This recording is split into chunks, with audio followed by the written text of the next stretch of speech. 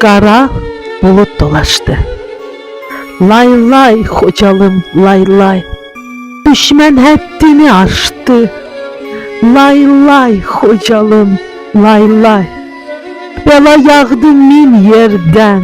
Kim baş açdı bu sirdən? Dizlər düşdü təpərdən. Lay lay Xocalım, lay lay. Hamı yatıb oyaq yox. Başlar kəsik, ayaq yox. Hələ belə sayaq yox. Lay lay Xocalım, lay lay. Ağ qar üstə selləndi.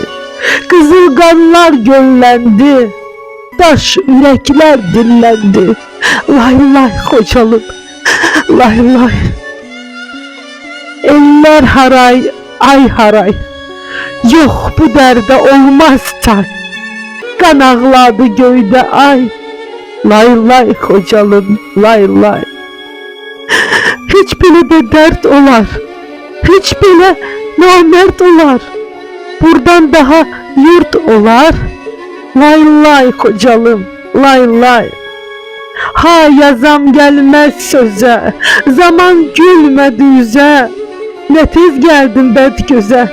Lay lay Xocalım, lay lay. Rus Erməni bir idi. Üstümüzə yeridi. Dünya sustu, kilidi. Lay lay Xocalım, lay lay. Hər tərəf şaxta, sazaq. Can dolu yara, sızaq.